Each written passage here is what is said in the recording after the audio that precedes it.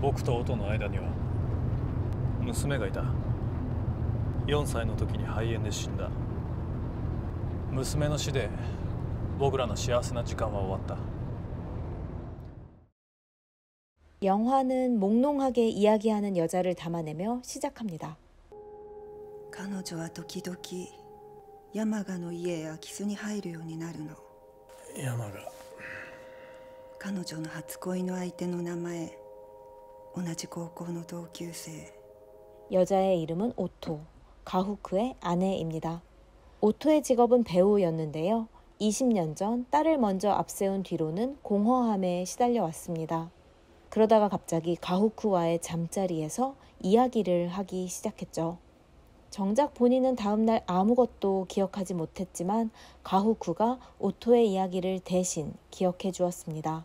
彼女はそれで山賀の部屋に使用前のタンポンを置いていく。タンポン。君が言ったんだ。変な話。 오토는 가후크가 기억해준 이야기를 가지고 각본가로서의 커리어를 시작하게 되었죠. 딸의 죽음은 가후크에게도 큰 영향을 끼쳤습니다. TV 배우로 일하던 가후크는 연극 무대로 돌아와서 연기와 연출을 겸하게 되죠. 그런데 가후크가 연출하는 무대는 좀 특별합니다. 明日首を吊ろう。もし護道が来なかったら。 Dan jika dia datang, 俺たちは救われる。 등장인물들이 각자 자신의 모국어로 대사를 말합니다. 따라서 연출가는 전체 극의 대사를 속속들이 알고 있어야 하죠. ワーニャおじさん。ああ。吹き込んどいたやつ、もういるでしょ。ありがとう。 그런 노력의 일환으로 가후크는 항상 운전을 하며 녹음된 대본을 듣습니다. お前、なんだか以前の自分の信念を責めてでもいるようだね。でも悪いのは信念じゃありません。悪いのはお前自身です。 그러던 어느 날 가후크는 오토의 외도를 목격하게 됩니다. 하지만 가후크는 그것에 대한 어떤 언급도 하지 않아요. 달리는 차에서 흘러나오는 바냐 아저씨 속 대사가 가후크의 마음을 절묘하게 표현해 줍니다. どうやら君、やっかんでいるんだな。そうとも。大いにやっかんでるさ。 다른 남자와 잠자리를 가진 후에도 오토는 가후크에게 여전한 사랑을 표현합니다. 私ね、あなたのことが本当に大好きなの。私、あなたで本当によかった。 오토의 진심은 도대체 무엇일까요? 오토는 가후크와의 잠자리 와중에 또다시 이야기를 시작합니다. ある日、彼女は前世のことを思い出すの。前世、彼女はヤツメウナギだったの。彼女は高貴なヤツメウナギだった。 첫사랑 집에 몰래 숨어 들어간 여자아이에 대한 이야기죠. 자신의 전생이 칠성장어였다는 것을 깨닫고 첫사랑 방에서 비밀스러운 시간을 보내고 있다. 그런데 갑자기 누군가가 현관문을 열고 들어오는 소리가 들린다. 여자아이는 모든 게 끝장났다는 두려움을 느끼면서도 이제야 이 모든 것을 멈출 수 있게 됐다는 묘한 해방감을 느낀다. 이야기를 쏟아내는 오토를 보는 가후크의 마음은 복잡합니다. 나 아닌 다른 남자에게도 이런 이야기를 했을까? 그런 생각을 계속 할 수밖에 없겠죠. 평소 같았으면 오토가 했던 이야기를 꼼꼼하게 다시 들려줬을 텐데 가후크는 기억이 안 난다고 거짓말을 합니다. 昨日の話、覚えてる？ごめん。昨日のはよく覚えてない。僕もほとんど眠ってたから。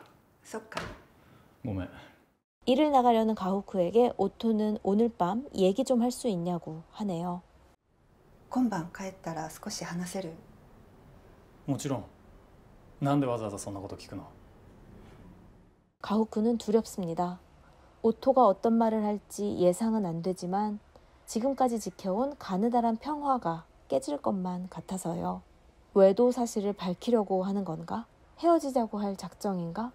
가후크는 복잡한 마음을 누르며 운전을 합니다. 이야기되지 않은 가후크의 마음을 이번에도 바냐 아저씨가 들려줍니다. あの女の低粛さが鉄頭鉄尾まやかしだからさ。人生は失われた。もう取り返しがつかない。僕の人生と愛はどうしたらいい？ 집에 들어가기 싫어서 밤 늦게까지 운전을 하던 가오쿠는 결국 주차장에서 바냐 아저씨의 마지막 대목까지 전부 들은 후에야 차에서 내립니다. ワーニャおじさん、生きていきましょう。長い長い日々と長い夜を生き抜きましょう。そして最後の時が来たらおとなしく死んでゆきましょう。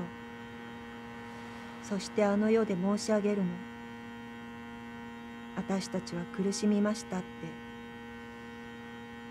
泣きましたって、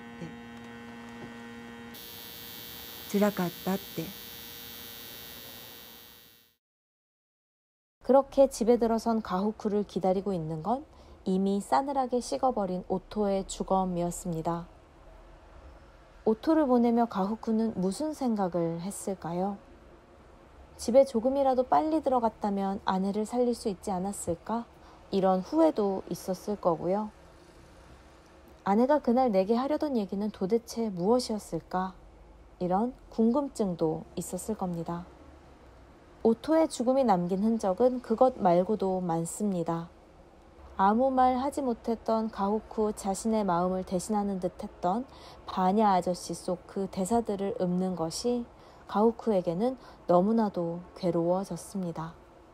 あの女の低粛さが鉄頭鉄尾まやかしだからさ。 그리고는 2년이라는 시간이 흘러갑니다. 가후쿠는 여전히 운전을 하고 또 오토가 녹음해준 테이프를 듣습니다. 그 테이프에서 흘러나오는 대사는 묘하게도 지금의 가후쿠 상태를 말해주는 듯 합니다. 真実というのは、それがどんなものでもそれほど恐ろしくはないの。一番恐ろしいのは、